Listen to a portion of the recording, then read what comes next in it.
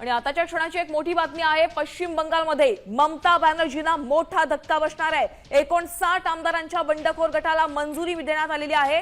विधानसभा अध्यक्षांनी या बंडखोर गटाला मंजुरी दिली आहे। एक मोठी बातमी आपण पाहतोय, ममता बॅनर्जींच्या तृणमूल काँग्रेसमध्ये मोठी फूट पडण्याची शक्यता आहे। आपण पाहतोय विधानसभा अध्यक्षांच्या भेटीला त्यांचे 59 आमदार पोहोचलेले होते। एक वेगळा गट त्यांना आपण थेट आमचे प्रतिनिधी शिवाजी शिंदे यांच्याकडून अधिकचे अपडेट जाणून घेऊयात। शिवाजी सर, विधानसभा अध्यक्षांनी या नव्या गटाला आता मंजुरी दिलेली आहे। एक मोठी घडामोड आपण पश्चिम बंगालमधली पाहतोय। ममता बॅनर्जी यांची पार्टी फुटलेली आहे। ऋतुव्रत बॅनर्जी यांच्यासोबत 7 टीएमसीचे आमदार आहेत आणि त्यांनी वेगळा गट स्थापन करून आमच्या गटाला मूळ तृणमूल काँग्रेस म्हणून मान्यता द्यावी आणि आमच्या गटाला मंजुरी द्यावी अशी मागणी केली होती विधानसभा अध्यक्षांकडे।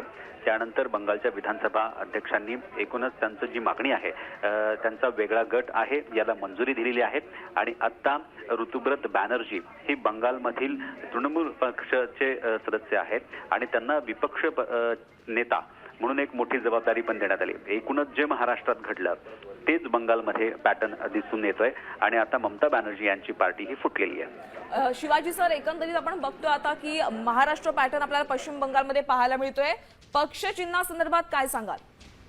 नक्कीच आता या सगळ्या प्रकरणावरती ममता बॅनर्जी यांनी एकूणच आक्रमक रूप घेतलेलं आहे आणि जागोजागी आपण या सगळ्या प्रकरणाबद्दल आंदोलन, धरणे आंदोलन वगैरे करणार अशी भूमिका एकूणच ममता बॅनर्जी यांची आहे। परंतु जो तृणमूल पक्षामधून जे 80 आमदार आहेत त्यातले 60 जण जर ह्या सगळ्या वेगळा गट करून स्थापन करत असतील तर एक पक्षामध्ये ममता बॅनर्जी यांच्या विरोधात मोठी नाराजी असल्याचं दिसून येत आहे। नक्की शिवाजी सर, धन्यवाद या सविस्तर आढाव्यासाठी। एकंदरीत पश्चिम बंगालमध्ये तृणमूल काँग्रेस पक्ष फुटलेला आहे हे आपण पाहतोय। टीएमसी मध्ये एक मोठी फूट पडलेली आहे।